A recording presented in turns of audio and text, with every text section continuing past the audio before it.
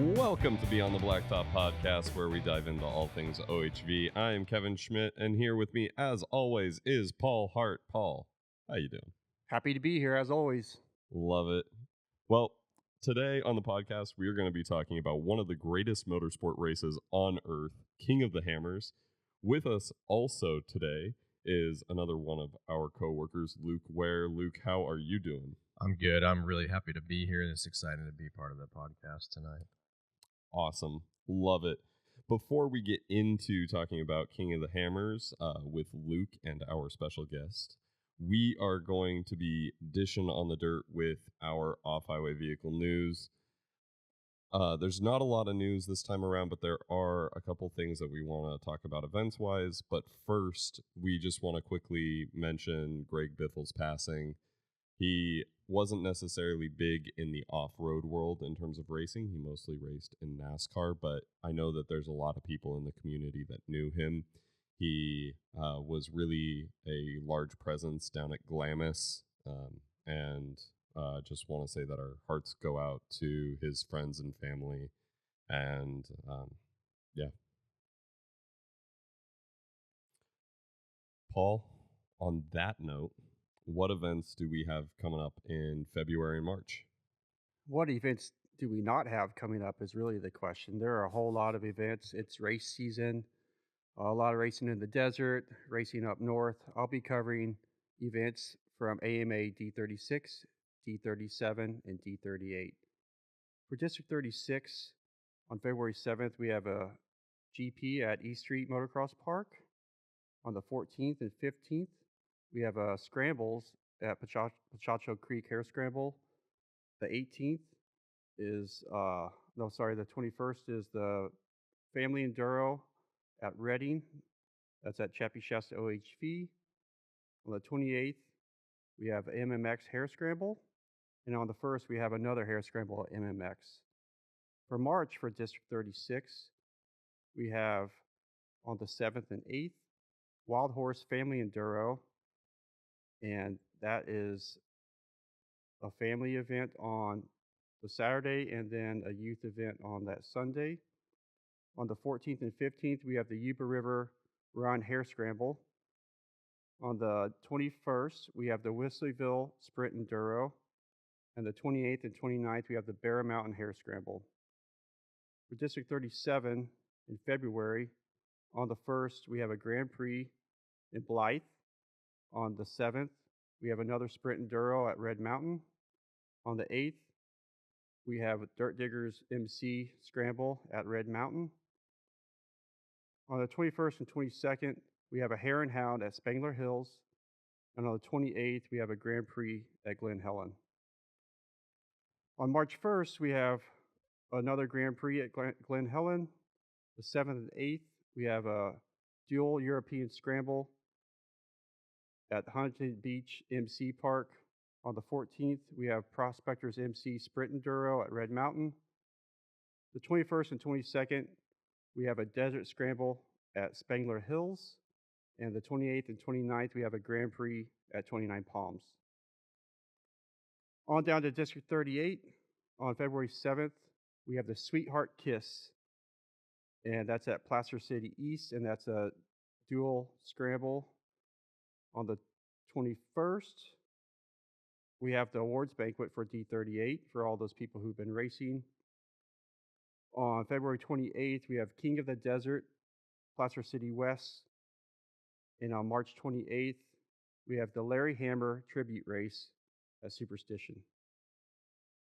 Those are for bikes and quads. Finally, we're going to talk about some UTV racing in D38. On February 7th, we have the Sweetheart Kiss. It's on that Sunday, same location, Placer City East. February 21st, we have the awards banquet as well for the UTVs. And on the February 28th, King of the Desert, Placer City West. And on March 28th, we have the Larry Hammers Tribute Race at Superstition. That's all I've got for events. There's a whole lot going on. That's just off the AMA websites. There's going to be races at local MX parks. There could be some Ultra 4 racing There's tons of racing this time of year, so look at your event calendars, look on social media, and see what's out there. That's all Definitely. I've got. Definitely. I know there's also obviously King of the Hammers is going to happen essentially right as this episode is dropping. If you're not going to be there in person, you can watch online on YouTube as well as I believe they stream it a couple other places. But there's also going to be, I believe, Tierra del Sol is coming up in March. I think late March this year. They pushed it back a little bit. So there's definitely a lot of events out there this time of year that are pretty easy to find that can get you connected with the community. All right. So earlier I mentioned having a special guest. Would you mind introducing yourself?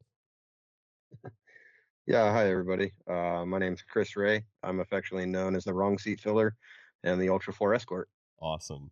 Thank you so much for coming on our podcast today. We wanted to talk to you today mostly about King of the Hammers, which I think you have a little bit of history with, if I'm not mistaken, right? Yeah, just a small fraction. Small fraction. Before we get to King of the Hammers, we would like to know a little bit more about you and your story with OHV and all that sort of stuff. So, really quickly, what does OHV recreation look like for you and your family? What are some of your favorite spots to go to? Things like that. Well, I mean, obviously my favorite spot is Johnson Valley. I personally don't think that there's a more beautiful place in this world than the top of Jackhammer at sunset. I've been going there for the better part of 25 years. Started off actually with Luke going out in the late 90s and early 2000s, even before, a thing called King of the Hammers existed. Other places, obviously Ocotillo Wells. I've been up to Pismo a couple times, and then I obviously love the Rubicon. Mostly stuff here on the West Coast. During my time in the military, I was fortunate enough to see some OHV trails and parks back on the East Coast. Jellicoe, Tennessee was one of my favorites. And then, through my work with a company called We Rock, World Extreme Rock Crawling Competitions, I got to see all the way up into the Pacific Northwest and in Texas. So I've gotten to see a lot. So, Chris, it sounds like OHV recreation is a pretty big part of your life. Could you go a little more into detail about how important OHV recreation has been on public lands in your life and maybe some of your other favorite spots? I know you mentioned a couple of the SVRAs and Johnson Valley, but just any of the areas that you find yourself going back to or have wanted to go to. Yeah. So it's a huge part of my life. Pretty much everything in my life is planned around either my now kids, my wife's schedule, or my racing schedule. Whether that's King of the Hammers, Vegas to Reno, going down into Mexico for the Baja 1000, stateside. One of the places that I've never been to, but I really want to go to is Hollister because of, I mean, that's really what got me into off-roading, was, being a sub 10-year-old kid in the late 80s and early 90s, just idolizing the guys that were doing Top Trek Challenge out there, and that's one of the places that I've never been to. And I know that there's a ton of riding, between Bishop and Mammoth and down in the Lone Pine. And even though I've been going to Mammoth my entire life, I was skiing before I could walk. I've actually never done any of the off-roading, out there. And I would love to go check out some of the areas out there with my family. We've got a little 4-seat Polaris 900 with a 72-inch long arm kit, and would love to just go see what we can go see out there.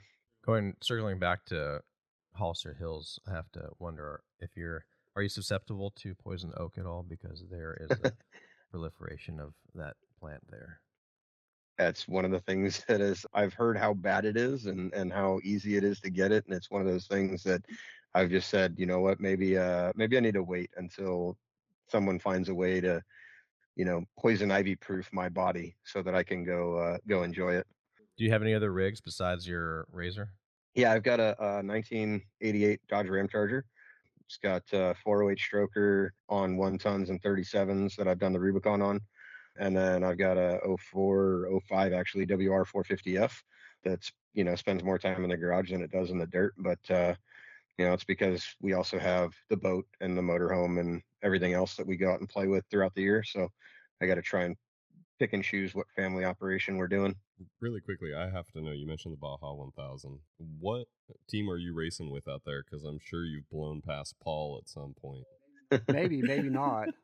Yeah. So I've only done it twice. I did it in 2015. I worked with Greg Cottrell from Rugged in his class 11. I actually got to be an on-course mobile pit in a Razor 800 for over 300 miles, where basically we just followed the class 11 bug just off a race course. And then whenever they got stuck or needed a tire change, I got to go help out with that. And then last year, just a couple months back, actually, a month and a half back, I was part of Honda Factory Racing for their trophy truck team. I got to go down and help their alternate driver and alternate navigator pre-run and get all their notes, and we dropped just at about 1,000 notes in the 300 miles that we had under our belt for that particular race. That the Honda got pole, didn't they? In the Yeah, he got pole. qualifying? He Yeah. Yep. Yeah, Ethan is an absolute maniac behind the wheel. He's a great driver.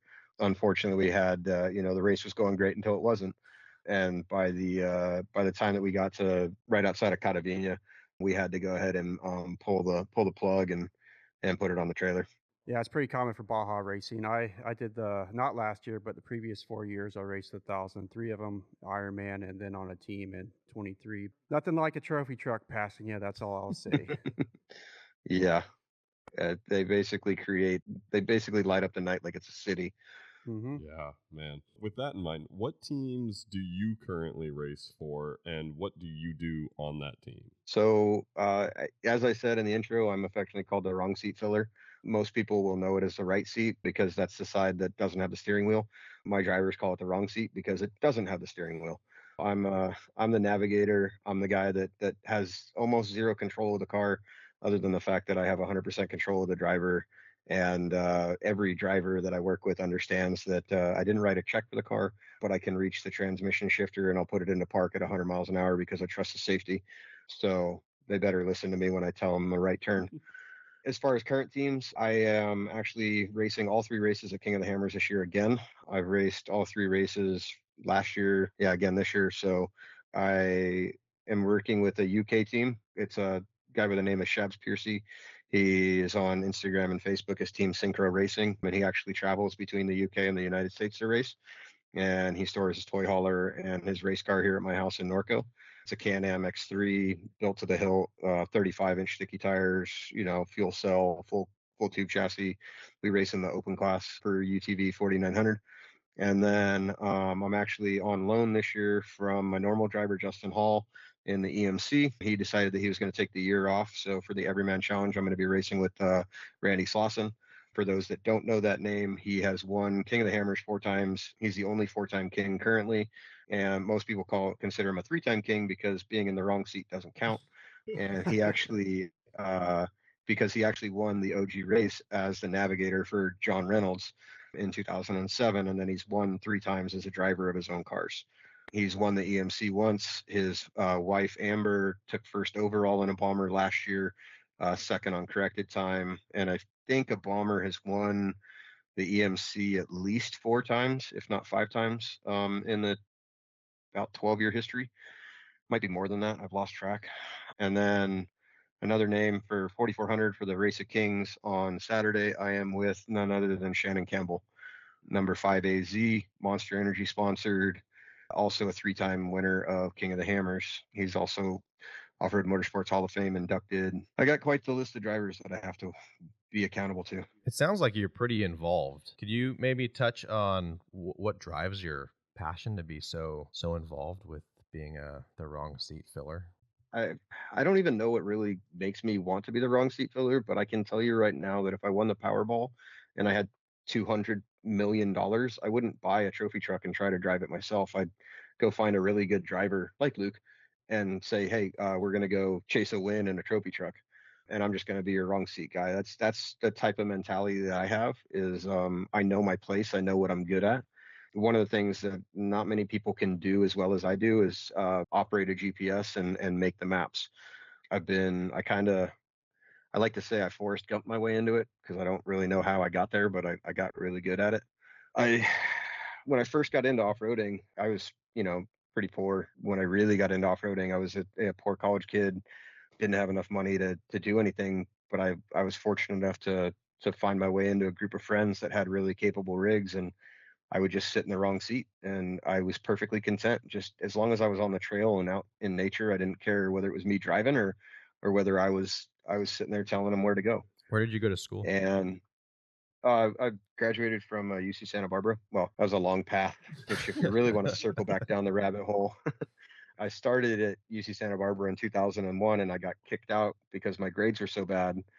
And then I joined the military. And in my infinite wisdom, I joined the hardest academic program in all of the enlisted programs for the military, which is the nuclear navy. And I became a nuclear operator running nuclear reactors.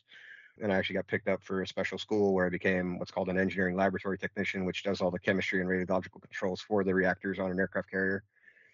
Then after that, I went back to UC Santa Barbara and I finally graduated in 2015. But my off-roading career like really started back in high school. And again, I didn't have my own truck. I drove a 1971 Volkswagen Squareback, but like guys like Luke and a couple of my other friends in high school had trucks. And so whenever I could, I'd go, sit in their passenger seat and just have a good time. And then I got involved with an old club. They're still around, but they're not as active, the Tin Benders, in 2004. And that's actually how I got involved with King of the Hammers, because one of the club members that I became close friends with at the time, Dave Cole, is one of the co-founders of King of the Hammers. Didn't your So school have a Baja car program where the engineering students would do something? yeah, so that's called the Mini Baja SAE. The Society of Automotive Engineers hosts a couple competitions throughout the colleges. They do Formula One, they do Mini Baja, they used to do like solar powered cars and stuff like that. But yeah, I was very fortunate that I was able to compete with the UC Santa Barbara team in 2003 out in Provo, Utah, and got to help build that car and take it out there and compete. Is that something you build from the ground up using all your engineering skills? Yep, 100%. You build the suspension. We actually designed and machined our own transmission. And I mean, you think about 2003, what the side by side market looked like. It didn't exist. But if you look at some of the pictures of the early, like if you were to go SAE Mini Baja 2003, 2004, a lot of them look like what now the Razor 1000 single seats are. We were just limited to a 5 horsepower Briggs and Stratton motor. We were responsible for making the transmission. You know, a couple of the guys in the early years were making their own billet transfer cases to make 4-wheel drive versions. They didn't have the top speed, but they had the cornering and the acceleration. And then you're judged on all these different competitions from both, show and shine, design, and then the coup de grace, the end of the competition is a 1.5 to 2 hour endurance race where you just got to go complete as many laps as you can. Have you been able to take those lessons learned from growing up, in the OHV community and at that program at your school, and bring that to the King of the Hammers and other Ultra 4 events you've been involved with? I honestly think that just everything that I've ever learned from the very beginning, is the simple things. When you're out four wheeling in Southern California and you're a dumb 16-year-old, you do things that aren't probably the best, but you learn from them, and you learn the lessons and you teach them to the younger crowds, and you try to fix the error in your ways. So simple things like closing a gate behind you whenever you're out, in a OHV area that has gates, or if you're recreating on public land, to really take care of it and not go out and find that really awesome looking pasture that has 6 inches of mud and go do donuts and just absolutely destroy it. You start looking at that kind of stuff, and I really think that, like, from the very beginning all the way up to today, like the lessons from the mini Baja, the lessons from just watching things play out on the internet, because in the early 2000s there was this thing called Pirate 4x4, and we'd watch people get flamed for doing just absolutely idiotic things. And you look at it and it's just like one of the common things right now. You go to King of the Hammers and you almost have to drive with a magnet in front of all your tires, because everybody takes construction wood out there. So it's got nails, it's got screws, it's got bolts, it's got all this kind of stuff. And it's just like, it's a common sense thing for me because I've been doing it for so long. But these people that it's their first time out, or they saw something on TV and they want to go have fun, and they're like, well, I don't have, $800 for firewood for a week. I'm just going to go steal a couple pallets off of the Home Depot and take those out. And they don't think of the ramifications. So a lot of those lessons have come through. It sounds like you're a lake bed pro. I know Paul's a big proponent of using mooses in his motorcycle tires to avoid getting those flats. But talk about your learning curve at the King of the Hammers. Like, what's been your experience out there? So I started four wheeling with the guys that founded it in 2004, and we had this. There was a group of about seven of us that were around the lake bed, and Dave was talking nonsense about how he's going to do this 24 hours of the hammers, and we were going to run all the original 13 or the original seven hammers trails, and it was going to take us 24 hours. And then in 2007, quietly behind everybody's back, he made a beer bet, and literally he sent out emails and got 12 people. It's called the OG 13, but there was actually only 12 competitors, and they raced for a case of beer. And they started off and they ran it, and then I think John Reynolds did it in under three. It was either under 3 hours or under 4 hours. I don't remember exactly which one. But yeah, so I've been on the lake bed basically since the beginning. I was supposed to be at that OG race, but I was in the military and I couldn't get leave.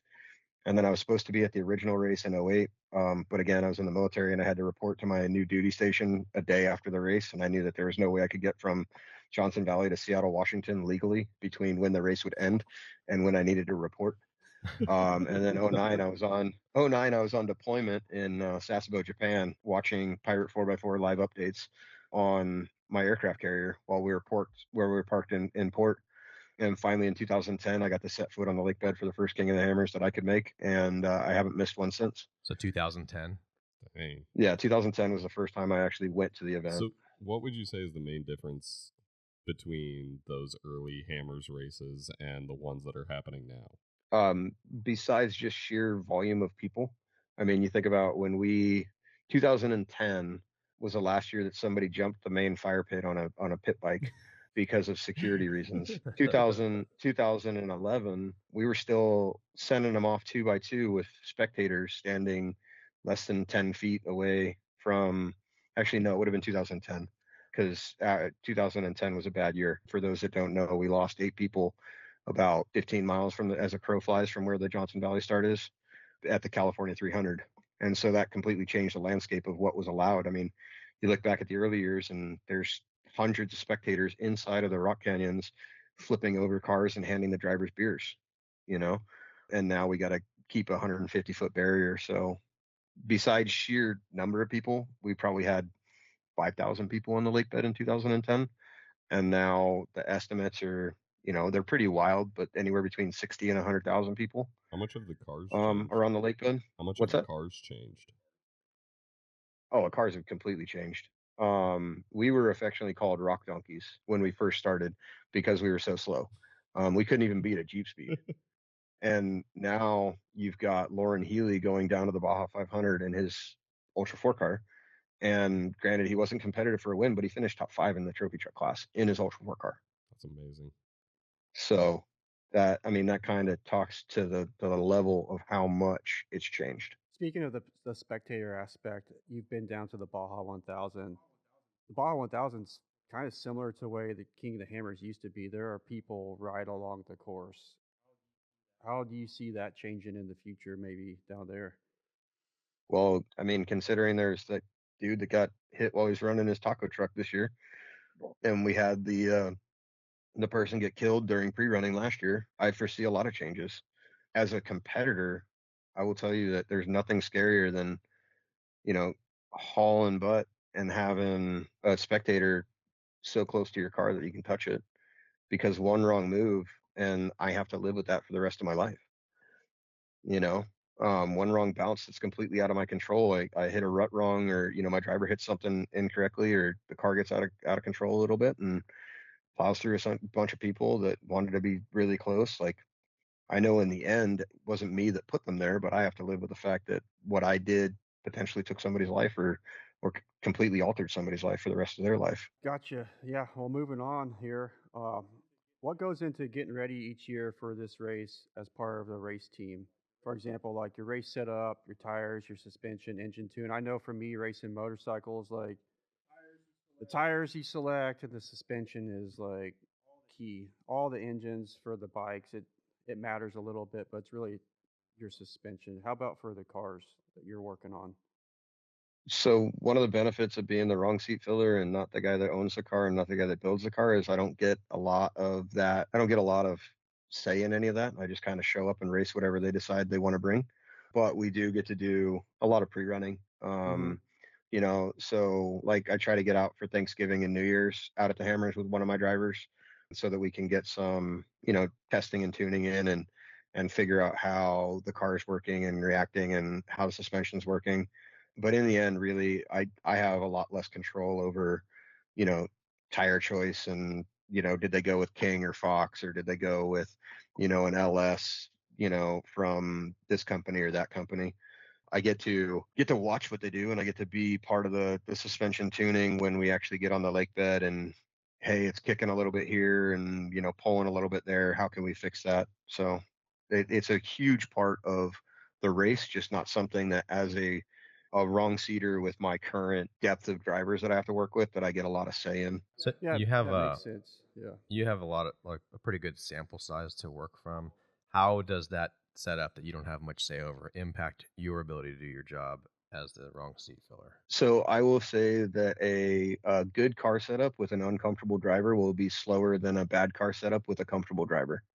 So in the end, I get to play psychologist, and as long as I can make him comfortable and I can make him feel like his car is fast, whether it actually is or not, then I can get the most out of that car and the most out of that driver. So let's say, for instance, Luke, you're giving me this weird look. So let's say, for instance, that the you're watching from the outside of this driver coming past, and you're like, oh, dude, your suspension's doing this and it really should be doing that, and you make that change, and then the driver comes back to you and gives you the feedback, well, hey, I felt more comfortable with this, and you're like, well, but that is right. In the end, I'm the one that says, I don't care whether you give me this or that, I'm going to make my driver think that whatever one they want is the fastest, and we're going to be able to push that car faster than if we went with the one that he didn't like or she didn't like. It's all about confidence. Yeah, you want to make sure that their head's in the right space, right?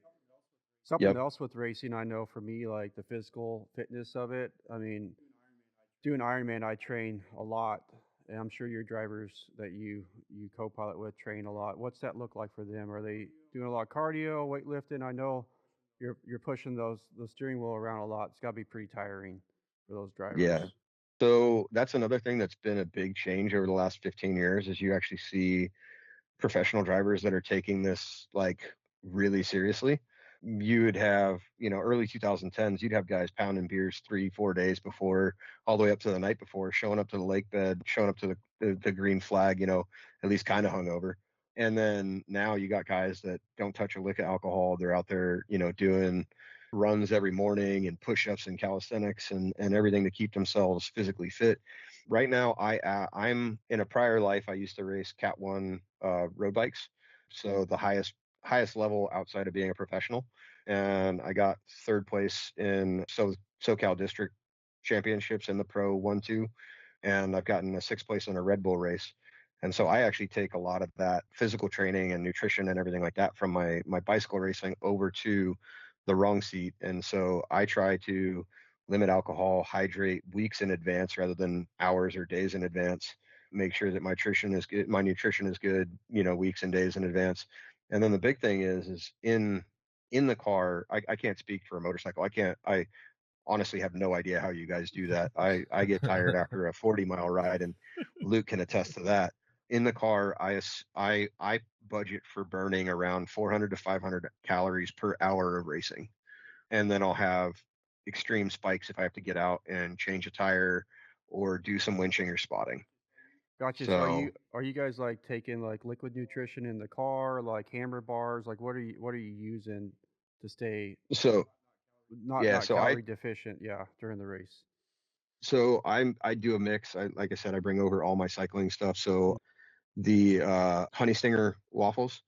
If you go onto my Instagram Ultra 4 Escort and you look for Wrong Seat Wednesday as the hashtag, I did a bunch of those, and like I actually duct tape with pull tabs around 2,500 calories to the roof between Cliff Shot blocks, goo, energy gels, and wafers. And then when I pull into the pits, one of the things that really was a game changer for me was doing powdered ibuprofen every 2 to 4 hours.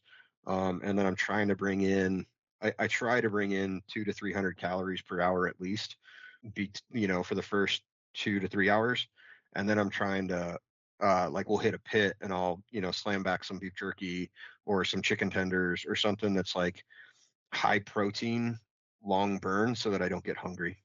So how many calories do you think you burn at a Hammers event? So I have a Garmin Instinct watch, and in 2023 during the UTV race, it said I did over 27,000 steps. Now I know for a fact that my wrist bounces a foot or 2 feet, it's going to count it as a step.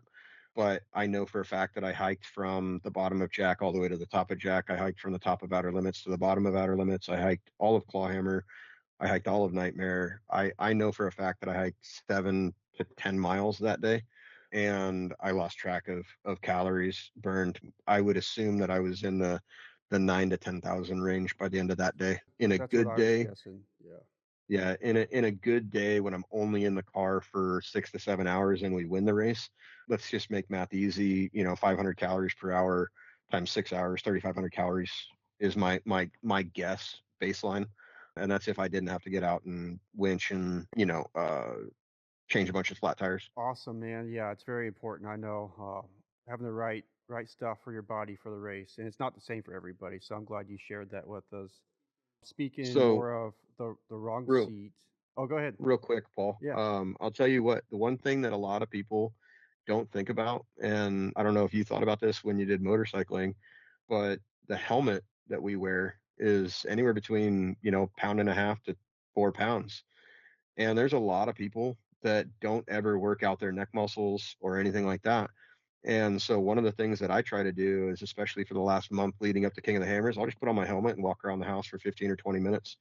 And I get goofy looks from my wife and my kids right now, but you'd be amazed at how much that actually helps, because it's one of those muscles and muscle groups that you don't know is going to hurt until it's hurting. So it's actually one of the things that I try to tell any new wrong seater to do is put your helmet on anytime you're in the race car, and make sure that you wear it for at least 15 to 20 minutes per day leading up to the event. Wow, it sounds like it's a lot more work than just sitting in the race car and going for a ride. What are what are some of the other jobs that you have to do besides change tires and eat calories? So outside of the basics of being able to be a mechanic and fixing anything that might break, being able to winch, being able to spot through the rocks is a very different task. Inside the car, the biggest one that you play is psychologist, because you have to be able to know when you can push your driver, when you need to rein him back in or her back in, when you're a gauge monitor, your Google's directions, turn left here, turn right here, watch out for stop sign. You have to be able to be the eyes and ears for the driver when you're in the dust. I don't know if you've ever tried to drive through fog when you can't see your hood, but it's very, very common for us to be driving at 60 miles an hour when we can't see anything other than the taillights of the car in front of us, 10 feet, 15 feet in front of us. So you have to really be on top of your game when it comes to that. Outside is the big thing is for me is being able to edit the maps. So we're fortunate with King of the Hammers that we get to go pre-run the race course. We're given the race course a full week before the event, before the race actually starts. And so we'll go run that course. I'll try to run the rocks at least once, and then I try to run the desert lap at least twice. And we're dropping waypoints and warnings and dangers and stuff like that. And so you have to know A, how to drop them, and then B, how to edit them so that it's one continuous map when you get back before the race. And then you have to know how to call them out. Yeah, that's some of my questions I was going to have. What nav system are you using? I know in Baja a lot of people use lead nav. What are you guys using for hammers in your cars? So Lead Nav's one of the ones. I don't personally use it. Lead Nav is an iPad-based Mm-hmm. navigational software, and it relies on being in a dust-proof enclosure. Imagine taking your kid's tablet and trying to race the Baja 1000 with it. I do not like that as a primary source of navigation. It is a fantastic option for pre-running because it's really great for being able to drop warnings and notes and find, we like to call them fast lines. Other people like to call them cheater lines. Mm-hmm. When you're so Lead Now is one of them. Like I said, I personally don't use that. My personal favorite is Lowrance. Most people call them fish finders because you see them Yeah. on bass boats and Yep. fishing boats. I run Lowrance because it's what I started with back in 2012. I also have learned a lot of the tips and the tricks that make it really functional for desert racing. And I partner with a guy by the name of Stephen Lutz, who runs a company called Rugged Routes. And I have a item called the Trail Mark, which allows me to drop waypoints at the push of a button for whatever I want. And so I have a 24 key keypad that is basically like cheating. We can be driving at 40 miles an hour and I can see a rock on the right of the course and I just push a button and it drops a waypoint that says rock right. And so I never have to stop. And that allowed me to put over 200 waypoints on the desert lap at King of the Hammers last year in under 2 hours. That's Sorry, awesome. 4 hours. 200 waypoints, 4 hours.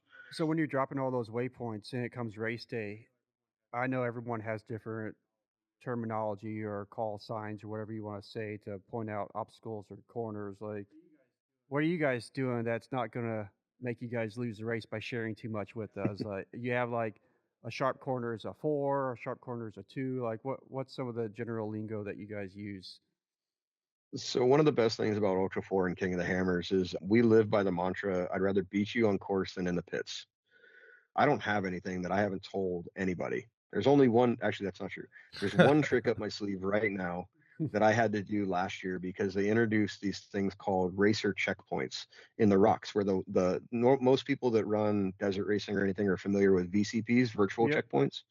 These are called either racer checkpoints or rock checkpoints, and they would put the checkpoint 25 feet or 50 feet off of the course, and you only had a 75-foot window to hit it. And so I have this little trick that I came up with to make sure that my drivers hit those RCPs.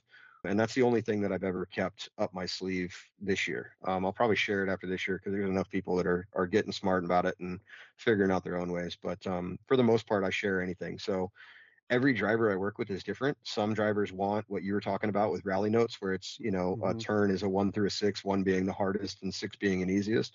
And then other drivers, and the majority of my drivers right now, just want easy, medium, hard, left. So like if I'm coming up to a turn and there's a bunch of chatter bumps coming into it, braking bumps, and it's a hard right, I'll say, braking bumps into hard right 500. And what that just means is in about 500 feet, you're going to have braking bumps into a hard right. There's a lot of, I'm amazed at watching some of these trophy truck teams with their Lorances and their Garmins, and they don't have range rings on. It's one of the easiest and simplest things to help you is you put it gives you a little ring and it tells you how far away something is. And so it allows you to really call in your corners and call in your warnings a lot easier. So I use range rings, and I actually do a thing called a split screen, where on my Lowrance, and this is why I run Lowrance over Garmin right now, because Garmin does have the Tread XL and the Tread, which are fantastic units. They just are great for pre-running, not for racing, in my opinion. And on the Lowrance, you can split screen, and so I take 75% of my race course or my GPS screen, and I make that the next 1,200 feet of race course. And then that last 25% of my screen is the next 1 to 2 miles of race course. And Cool. so when we're hitting a lake bed that's 3 miles long, I can just tell my driver, go to the floor for as long as you want until I tell you otherwise. Whereas if I can only see the next 1,200 feet, when you hit 120 miles an hour, 1,200 feet comes really Real, fast. real fast. Yeah. That's all super cool, man. I wish I had a navigator when I'm racing Baja, but it's just me and the bike. So, awesome So information that's there. Awesome that's one of information you the gave. benefits of lead nav is lead nav allows you to program the waypoints to tell you what's coming up and what's going to be next, and it'll count you down into corners. The Yep. problem is that it's usually really slow. Next corner is 500 feet away, turn right now. Yeah, I don't use And lead nav. I just know that's a yeah, very common one. But awesome, yep. cool. Hey, Chris, before you were co-driving, you were a tech inspector, correct? Yeah. So I actually started my intro to Ultra 4 was at the time Jeff Knoll was one of the co-founders, gave me a call, and I was still in the Navy at the time, and he asked me to come down and be the chief tech inspector. And so I took leave, and in 2011 was the first year that I was a chief tech inspector, and I was a chief tech inspector all the way through King of the Hammers of 2013. Are there any common safety issues you see during a tech inspection? There used to be a lot. One of the really common ones, we run a lot of full hydraulic steering systems, and the orbital tends to get mounted really close to the steering wheel. And if you don't know, power steering fluid is one of the most flammable fluids outside of gasoline that we have in the car. It also runs some of the hottest out of any of the vehicle and any of the fluids that go through the vehicle. We always wanted to make sure that those orbitals were outside of the passenger compartment so that if a hose sprung a leak or something like that, that it wouldn't get onto the occupants. Because even though we're in fireproof suits, and in the early days we didn't used to have to wear fireproof boots. My current driver, Shannon Campbell, I was a chief tech inspector when he debuted a car at Tooele, Utah, and I told him that he needed to fix his steering system. He had IFS in the steering rack, and he had the orbital outside, but the steering rack was right there over his feet. And I said, if you lose a line, it's going to pour fluid on your foot, and it's going to really hurt. And then in 2013, he popped a line, and it gave him a third-degree burn on his foot because he was wearing running shoes instead of SFI-rated shoes. So the safety's really changed as far as we didn't used to have to wear head and neck restraints. We do now. We didn't used to have to wear fireproof gloves as whether you're the driver or the navigator, and now you do. I still see guys down in Baja and at other sanctioning bodies that don't wear their gloves. And if you ever want to know why you need to, go find Fish Logistics on Instagram and look up what happened in the BFG pit to the side by side team and check out the guy's hands and feet. Yeah. And if that doesn't change your mind, then I don't know how to. Is there any safety technology you think people could adapt easily from race rigs or like the race scene onto the recreation side? I will tell you right now, I run a Polaris XP 900 because I can't hit 60 miles an hour in that car with my family. You watch some of these new Can-Am Mav Rs and the Polaris Rs, and from the factory, they have the ability to do triple digit speeds. And they've got what I affectionately call bubble gum and duct tape for roll cages from the factory. I really think that Polaris and Can-Am need to step up and put a legitimate cage into their side by sides. I don't think that it should leave the factory capable of doing the speeds that it can do without enough safety to protect the occupants. And once you do that, if you're in a car that has 22 inches of travel front and rear and you can do 70 miles an hour in the big bumps, you should be wearing a head and neck restraint. And every occupant in that car should be wearing a head and neck restraint and a helmet that's capable of accepting that head and neck restraint. 5 points should be mandatory once you get into those speeds. Yeah, all the gear all the time is what I say. Yep. But yeah, that's good info, man. What do you think makes finishing a race such as King of Hammers such a challenge? So Rob Mack said it best. For those that don't know, Rob McCachran, Off-Road Motorsports Hall of Fame, one of the winningest drivers in all of off-road. Baja 1000 has 1,000 things that could take you out of your race. King of the Hammers has 1,000,000. That's a direct quote from people that consider him the GOAT of off-road racing. So just to be able to get to the finish line at King of the Hammers is one of the toughest things that you can do in off-road racing right now. So for our audience, what's the finish rate? 10%, 20%, 50%? It varies by year and difficulty, of course. I think last year was right around a 25% finish rate for Race of Kings. 25, less than 25, or I'd have to go back and double check, but I believe it was around 25 finishers in official time with all time penalties assessed. In other classes like 4900 UTV racing, it can be a little bit higher because they have less racing to do. They only do 2 laps instead of 3. And then in other classes like the stock class, the EMC class, it's a everyman's challenge stock class. It's 4600. You're limited to 35-inch tires, the stock body frame, the stock body tub. You can barely modify that thing, and they'll see 10% finish. In the early years, in 2014, 2015, we couldn't even fill out a podium based on people that actually crossed the finish line. We had to go to GPS waypoints and say who got to the furthest point before time limit ended. Dang, that's a lot of And so that's out there on the 3 bike people. bed, huh?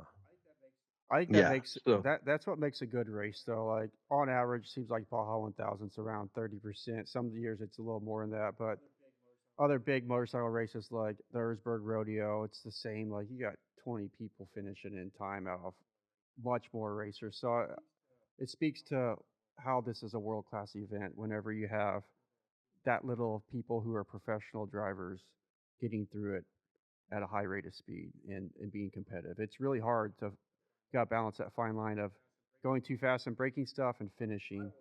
I always would err on the side of I got to finish this because I got way too much money invested already.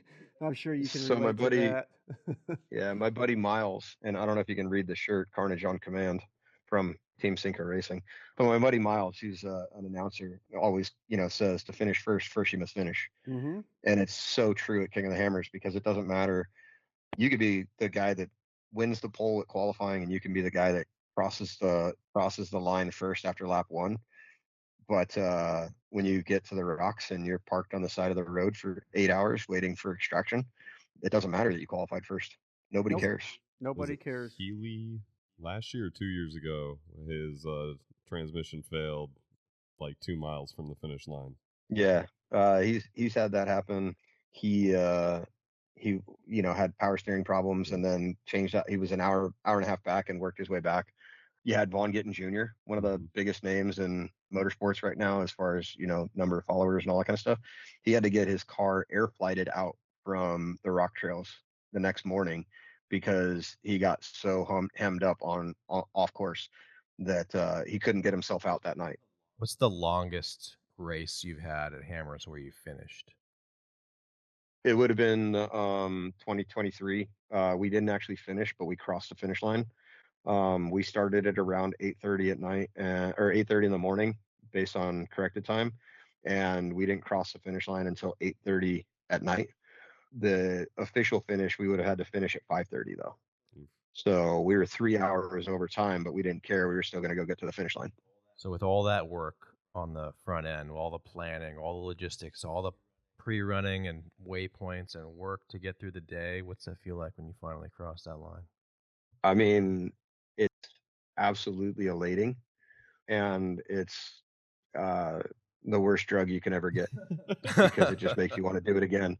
You Oh, know, I know that um, feeling. I don't know what's worse. I don't know what's worse, getting across the finish line or not getting across the finish line, because it doesn't matter which one you do. You want to be back to do better next time. Mm-hmm. Sometimes those So DNFs are the best learning experiences you can have at a race, and I know from experience with that. yeah, last year I went 0 for 3. It was really Oof. tough. All right. So All right. I got one last question for you before we go, and it's what changes have you seen to the OHV community over the years? so good is just the sheer number of people that have gotten into OHV. I credit that to the Jeep JK and side by sides. Bad is the sheer number of people that are in OHV that didn't have to learn the hard way. Yeah. Right? Yeah. When you can buy a side by side that can do 90 miles an hour from the factory, when you can buy a Jeep JK that can go run the Rubicon, you don't have to learn how to wheel. You don't have to learn how to recreate, and you don't have the same respect for the land that somebody that came up from it does. Yeah. You talk about changes at King of the Hammers. If you look at anything that Ultra 4 is putting out right now, the biggest thing that we need respect for the land. We're going to lose that race if the spectators don't find a way to pull their heads out of places that heads are not supposed to be. Shooting fireworks at each other, driving over each other, fighting, getting belligerently drunk, and bombing across the lake bed and crashing and hurting yourself. Like, all of those things just jeopardize the ability for us to have a race or even to recreate on that land in general. And it doesn't matter whether it's Glamis or Ocotillo or King of the Hammers or the Rubicon or Fordyce or Hollister or any of the parks here on public lands, and then even on private lands. Don't just go out to tear stuff up. Don't go out to just destroy things, and don't go out there to be a drunk, pardon my French. If that's what your idea of fun is, stay home or go find some other sport. Go find something else to do, because all you're doing is ruin it for people that actually want to go out there and enjoy that. Yeah. I think that's a sentiment that's been felt across the community for a while now. I know Paul's talked about that, and definitely is something that we've been working on within the OHV division for a while now. I just want to really quickly say thank you, Chris, for coming on the podcast and taking your time to be here with us today. I really appreciate it. And I hope you have a lovely holiday season, and I will see you hopefully on the lake bed. Yeah. If you're like Luke, your favorite thing to do will be roll 6 deep into my pits and scare the hell out of my drivers. Thankfully, I don't come with a badge and a gun. I just come with the like friendly flat hat and a smile. So most people aren't upset to see me.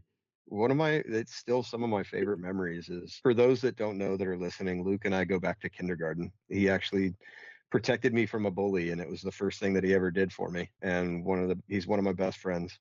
I can't remember, what was it? It was 2017. I was racing with Tony Pellegrino from Gen Right, and I'm sitting in the car, and one of my main pit crew guys comes running up to me, and he goes, "What the did you do, Chris?" I'm like, What are you talking about?" He's like, "Dude, there's like 6 cops and they're asking for you. What did you do? How did you get Tony in trouble?" And I was like, "I don't know what you're talking about." And so I get out of the car and I walk out, and right in front of our pit, there's 6 full gear, full, everything, guns, badges, vests, everything. And Luke looks at the guy and he goes, "Is this Chris Rea?" And I go, "Yeah, it is." He goes, "Good." And I just walked up and gave him a hug, and it just freaked everybody out.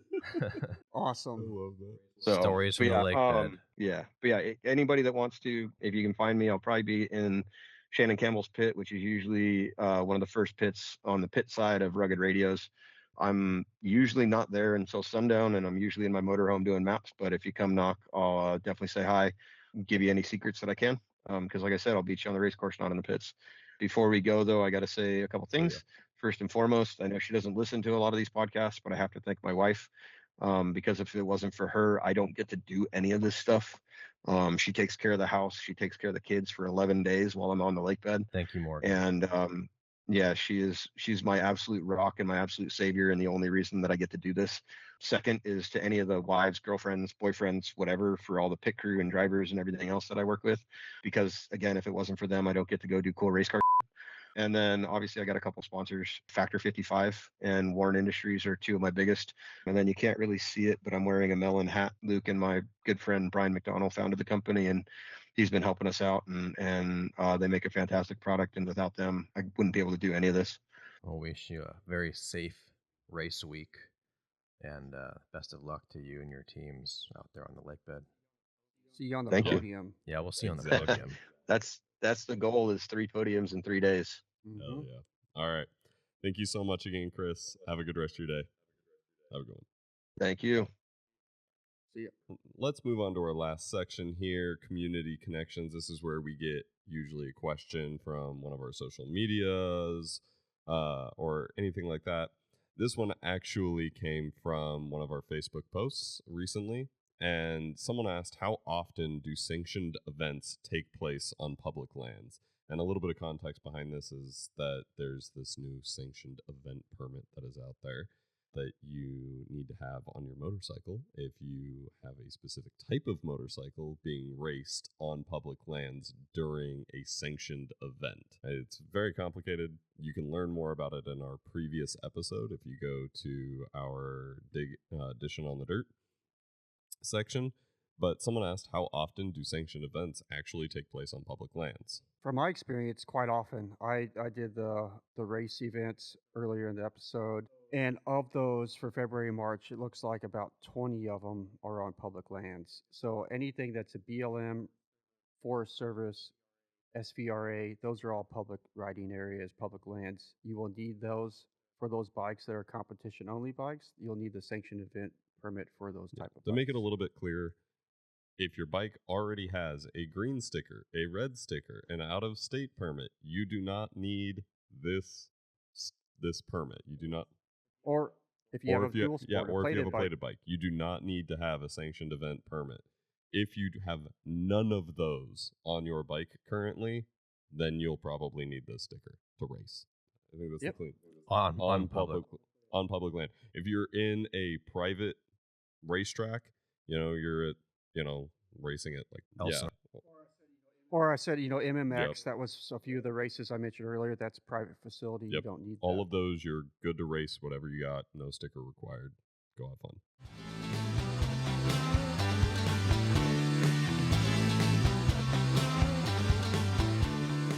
This has been the Beyond the Blacktop podcast, brought to you by California State Parks. If you have a question you would like answered on a future episode, please reach out to us on Facebook at California State Parks Off-Highway Motor Vehicle Recreation Division, or on Instagram at CA State Parks OHV, or you can email us at ohvinfo@parks.ca.gov with the subject Beyond the Blacktop. This podcast is copyrighted by California State Parks. No part of this podcast may be reproduced or distributed without the written permission of California State Parks, its districts, or divisions.